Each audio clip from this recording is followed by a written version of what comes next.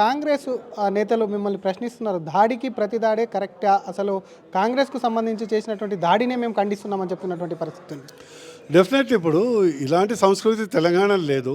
కొత్తగా రేవంత్ రెడ్డి గారు ముఖ్యమంత్రి వచ్చాక ఇలాంటి సంస్కృతి పెంపొందించడం మంచిది కాదు. ఇక బీజేపీ అనేది అక్కడ ఇద్దరు సీనియర్ నాయకుల యొక్క తలలు పలగటం ఎప్పుడు ఇలాంటి విచిత్రం మనం చూడలేదు. ప్రతిస్పందన ఆటోమేటిక్గా ఇది ఎవరో వాళ్ళు ప్లాన్ ప్రకారం చేశారు. ఇక్కడ అనూహ్యంగా ఒక కోపంతో జరిగినటువంటి సంఘటన. కానీ ఇది మంచి పద్ధతి కాదు. ఇప్పటికన్నా కాంగ్రెస్ నాయకులు క్షమాపణ చెప్పి దీన్ని ఫుల్ స్టాప్ చెప్పాలి.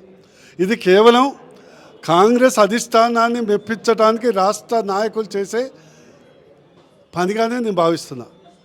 ఏం లేదు, త్వరలోనే వాళ్ళ రాజకీయ జీవితానికి చెక్కుపడుతుందనే భయంతో వాళ్ళ కనుసంధానంలో ఉండాలి, అటెన్షన్ డ్రా చేయాలనే ఉద్దేశంతో చేసినటువంటి. అవును, ఢిల్లీలో ఎవరో కమెంట్ చేశారు. ఢిల్లీ నాయకులు లేని గొడవ వీళ్ళకేంది? ఢిల్లీ కాంగ్రెస్ నేతలు నిద్రపోయిందా? కేవలం ఏంటంటే ఇక్కడ ఉన్నటువంటి రాష్ట్ర నాయకులు కానీ ముఖ్యమంత్రి గారు కానీ రాహుల్ గాంధీ ప్రియాంక దగ్గర మంచి మార్కులు వేయించుకోవడానికి చేసే ప్రయత్నం. ఇది మంచి పద్ధతి కాదు. బీజేపీని టచ్ చేసిన వాళ్ళు బతికి బట్టగట్టిన వాళ్ళు లేరు.